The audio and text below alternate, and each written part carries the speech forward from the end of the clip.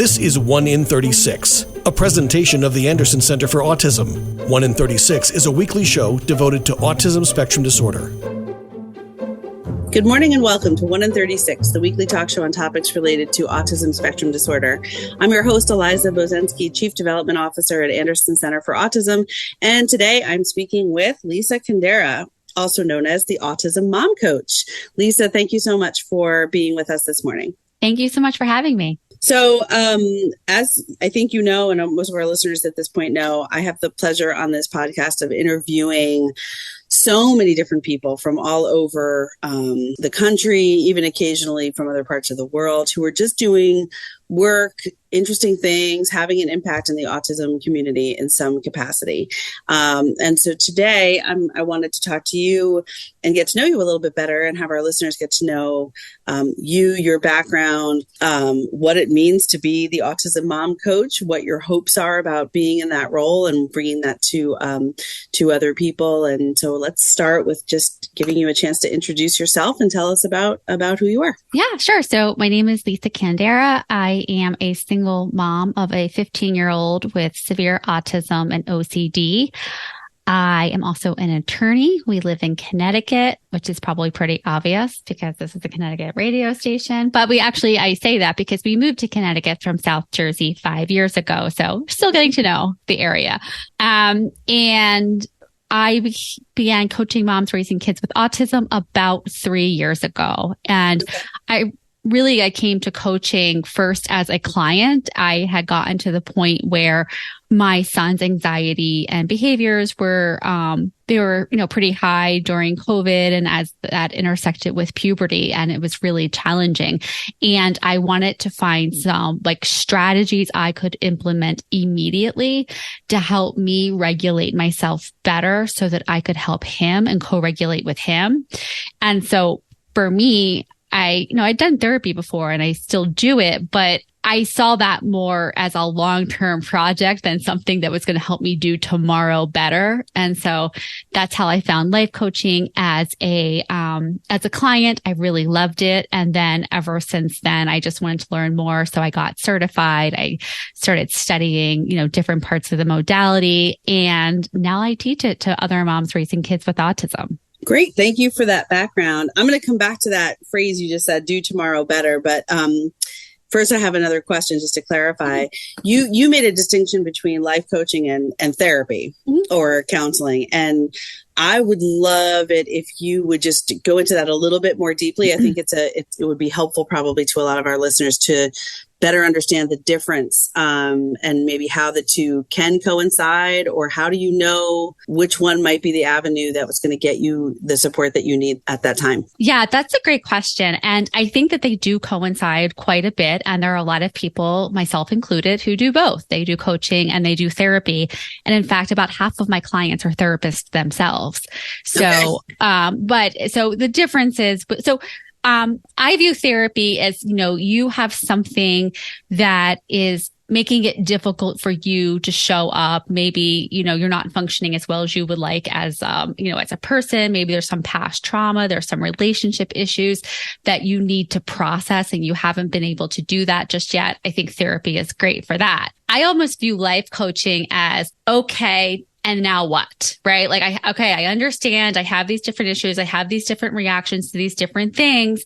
I understand the context. I understand the familial, roots, all of that. And it's and now how can I take that information and then move forward with it? And I think that's where coaching, is, a really nice tool because it's so specific. And for someone like me, and I feel like so many of my clients, moms raising kids with autism, we're so action oriented. So we're okay, give me the list. I'll do all the things. And then when you find with autism, it's not like that. You can still do all of the things and life can still really be challenging. And so I the life coaching tools have just been such a godsend to me as a parent because it was almost, it's like, it's a couple of things. It's like you're normalizing the experience for yourself and for other people. And then you're figuring out ways that you can manage it that don't involve you trying to quote unquote fix your child. Because when we get the autism diagnosis, we all hit the ground running in some sort of way to help our child. And we completely ignore ourselves. And what I learned the hard way after, 13 years of going, full speed ahead is that it really doesn't matter. You can do all those things for your kid. And if you're not taking care of yourself, like you burn out, like you're no good to them. Because the fact is like, this is a really long, unpaved road that we're on. And so I like to encourage parents, like as early as possible, to really start to do what they can to take care of their own mental and emotional and physical health, because that will be the greatest resource for their child going forward.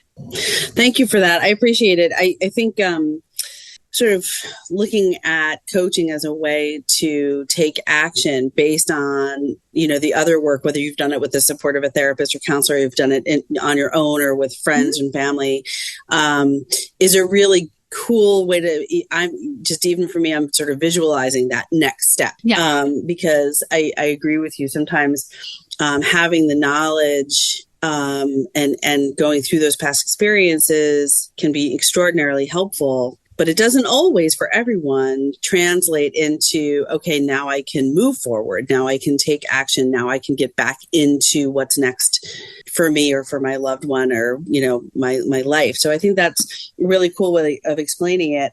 As I said before, you said something also earlier, do tomorrow better. How can I do tomorrow better? And I wrote that down because I love that. It's so non-judgmental in my mind, and it's so positive, but also open-ended enough that it's unique to you, right? Yeah, whatever absolutely. Today was like, tomorrow I can do better. But I'm going to go out on a limb and assume that you don't mean that like it's all on me, right? I have to do everything better. I'm one of those people who tends to default into I have to do it all. Yeah. Yeah. But it's really about, it could tomorrow just be better. Maybe just like leaving that open as a possibility that tomorrow could be a better day. Yeah. That you could feel better. Yeah. It could still be hard. And maybe the one thing that you do tomorrow that makes it better is that you don't beat yourself up. You don't should yourself. You don't catastrophize. You don't spin in doubt. All of that makes tomorrow just a little bit better. Your kid is still doing the same stuff. The circumstance is still the same, but there are things that we are always doing either to make it easier on ourselves or make it harder. And a lot of times when you're in a constant fight, flight response, chronic stress, we tend to do a lot of things that make it harder. And I say to my clients always, it's like we're resisting, some of the things that we do, we're resisting reality. So we're, this shouldn't be this way. It shouldn't be this hard. I shouldn't have to do this. I didn't sign up for it. All of that makes it harder. If we just took that away, right? Like what does that open up for you, right? Just, think about like what that does to your nervous system when you're, bombarding it with all of those, thoughts and all of those emotions and the stress that it creates and how that impacts how you do even the simplest of tasks, right? And at the end of the day, you can feel totally wiped and totally burnt out. And really, all you did was what you did the day before, but with all of these thoughts that are just fueling these emotions that are dragging you down. Right. I get that. And it is a natural mechanism, I think, that so many of us face. And then I would think for you and for so many other parents who are raising a loved one with autism or just, neurodivergent individuals, the curveballs there are curveballs that come at you no matter who you are and where you are in your life journey and how old you are. And then there's sort of those extra curveballs that, especially when you're hearing and being bombarded by, I followed all the steps. I did all the right things. I got all the right therapies. And there's still something that's just, I didn't expect today. Yeah. So, before we take a break, if you could quickly just sort of start us out with how, before we get into what you do with your clients and why coaching has been impactful for them, how has it impacted you as a mom? Oh, wow. In so many ways. I mean, I think The biggest thing that it's done for me is to let me see the enmeshment between myself and my son, in the sense that I always tied my emotional well-being to him. So in my mind, once he was okay, whatever that means, right? Right. Then On a given day. then I would be okay.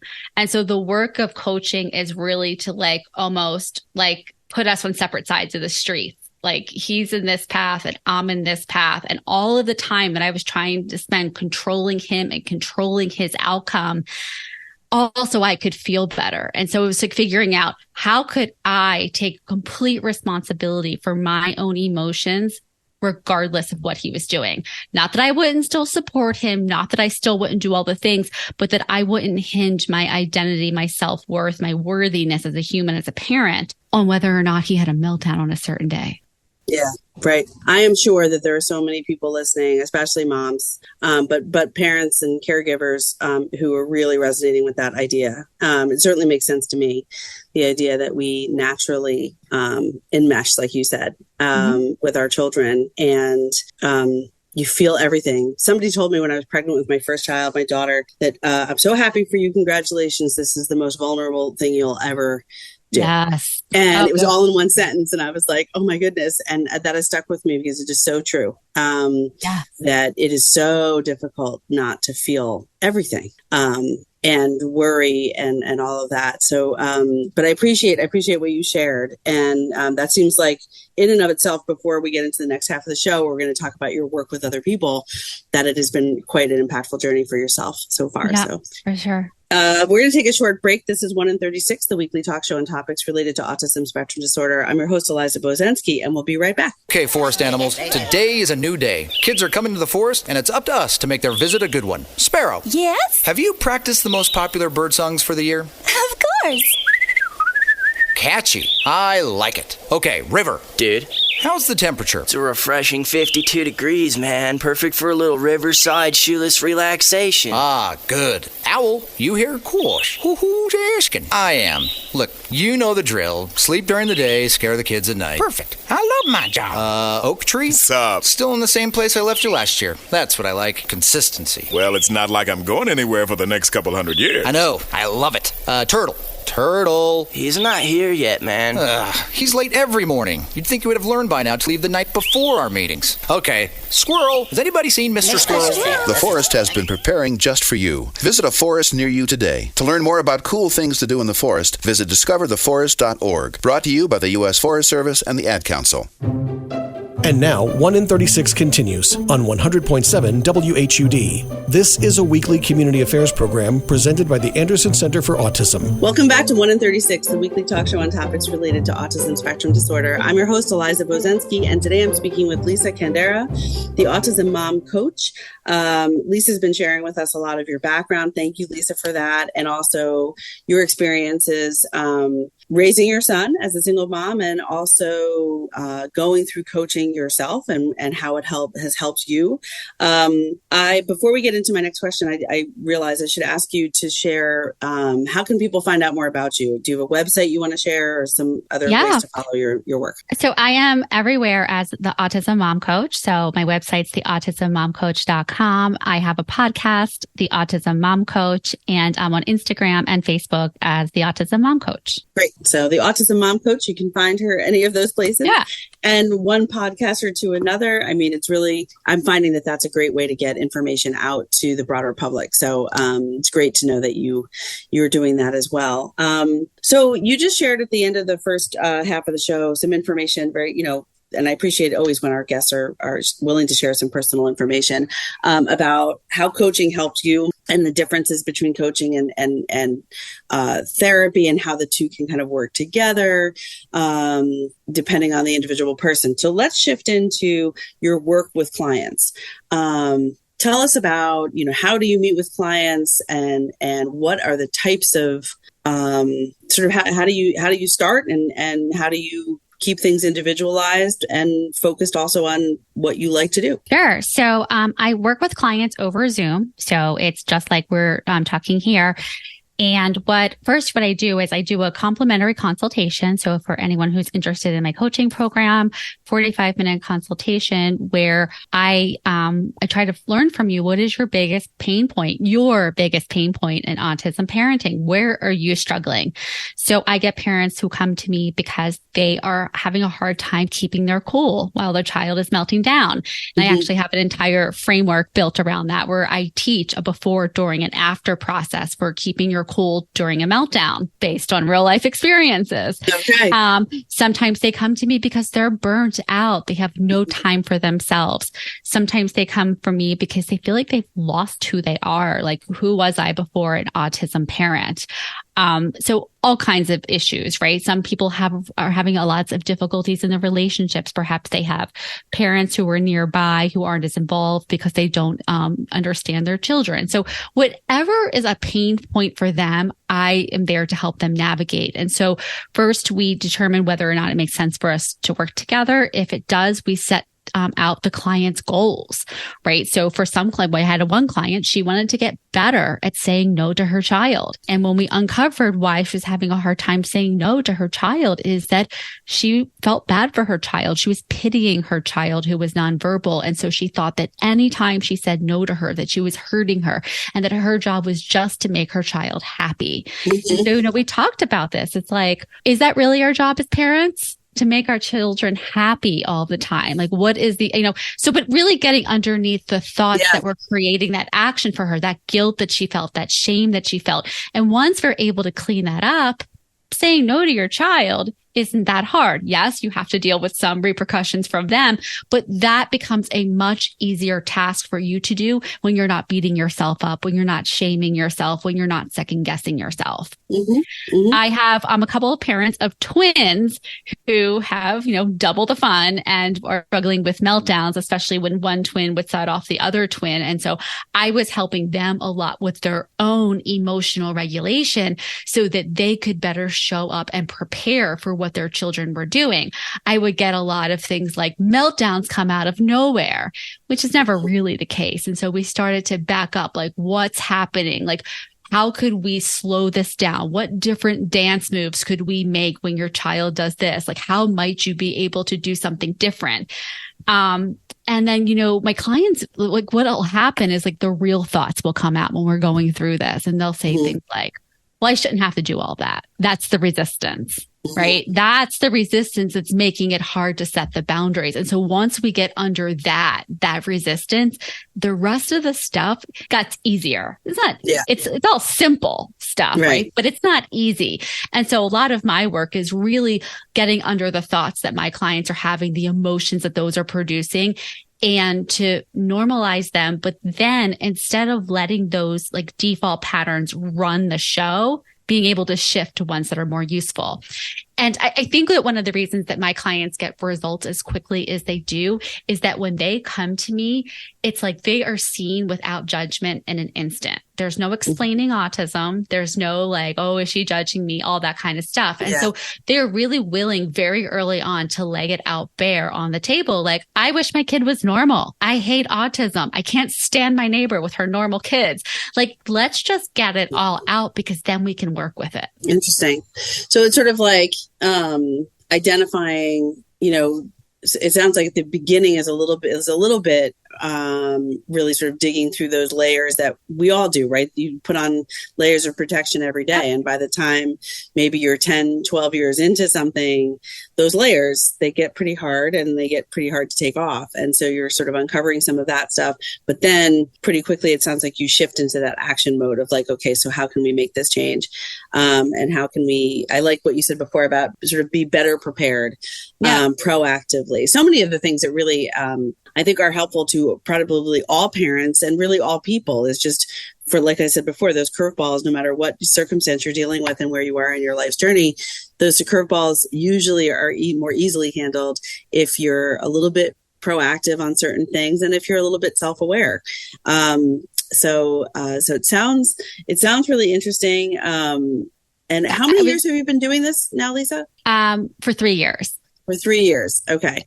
So go ahead. I actually wanted to say one of the things about what you were saying before is like one of like the biggest work in the beginning I talk to my clients is called, we check what's triggered. And so we think about what our kids do as the trigger for us getting upset, getting angry, getting sad, but it's not. It's just what's happening. It's the thoughts and the emotions that are getting triggered inside of us that's causing us to react. And so we want to understand that when our child isn't listening to us and we're having the thought that they are being rude, that's what's getting us angry at them. It's not the fact that they're, not responding to their name. It's whatever thoughts that we have underneath of it.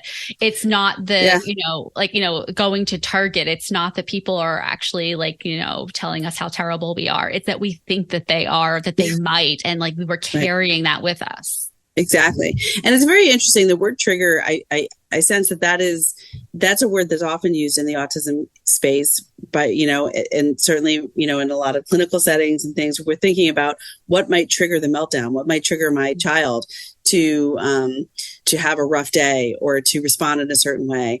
And I like the fact that I appreciate the fact that you're bringing that trigger word into also just all of, the parents, the caregivers, that everybody has triggers. Trigger itself is not a bad word. It's we all have them. But I would guess that it can be very challenging to shift your thinking to, no, I'm just always here to try to protect my child, my loved one from any external triggers.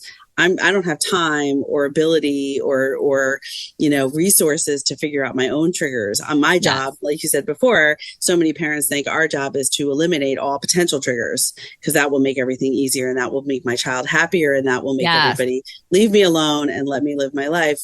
But I think what you're pointing out is there are ways you have to be able to live your life too while you're doing that. So we're close to being when we just have a couple more minutes. I just wanted to. And when I talk about triggers too, is I always tell parents whatever's happening on the outside world is just the circumstance. It's what it's triggering inside of you. It's those thoughts and those emotions. It's that's what we want to get better to understand, because if we can't control the outside circumstance, we look at what we can control. Yeah. I think that's a really good point.